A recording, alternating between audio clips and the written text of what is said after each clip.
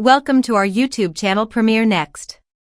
It's your one-stop destination for the hottest updates in entertainment. From upcoming movie releases and binge-worthy web series to celebrity news and industry buzz, we bring you fast, reliable, and engaging content every day. Whether you're a fan of Bollywood, Hollywood, or global streaming platforms like Netflix and Prime, we've got you covered. Today again our partner James and Mary are here for latest entertainment update, so stay tuned till last.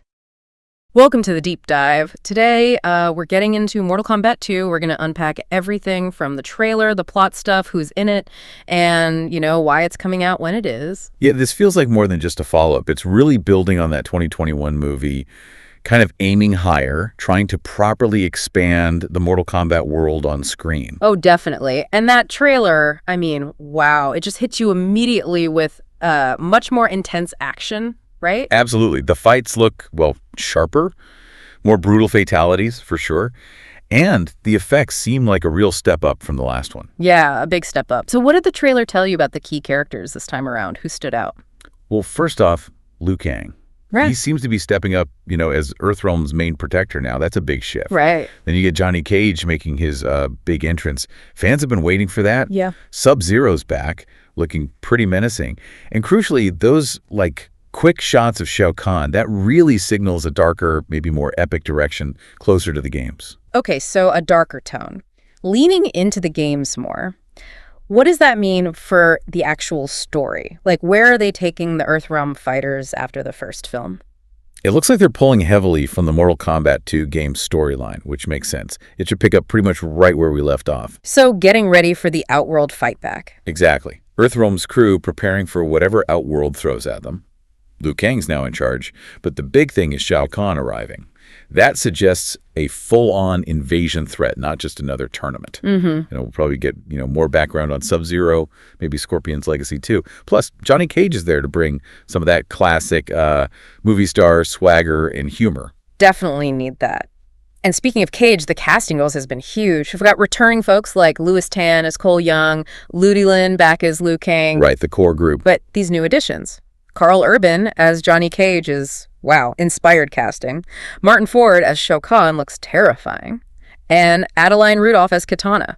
Which of these newcomers do you think will really, shake things up the most? Well, Karl Urban as Cage is fascinating. It suggests maybe a bit more grit. Yeah. Not purely comic relief, maybe a more world-weary action hero type. Interesting take. And Martyn as Shao Kahn.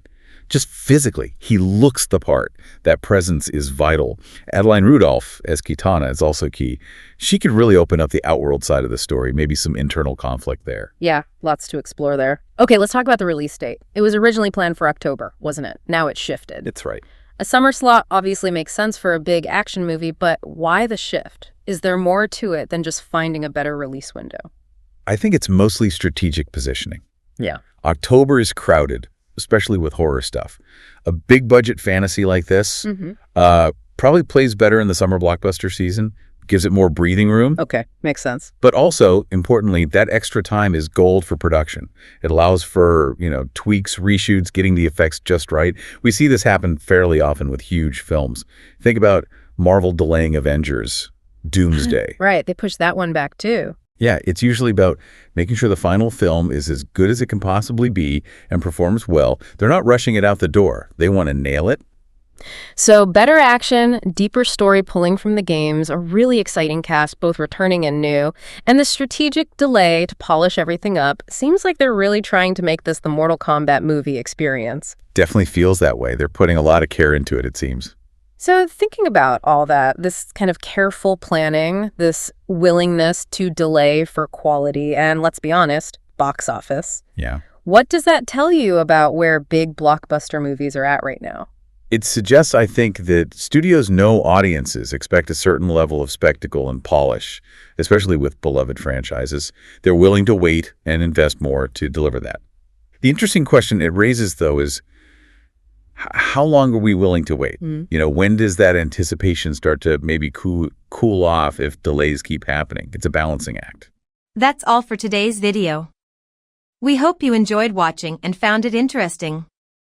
Thanks for watching YouTube channel Premiere Next. Don't forget to like, share, and subscribe the channel to stay updated with the latest movie reviews, web series breakdowns, and entertainment updates. See you in the next video.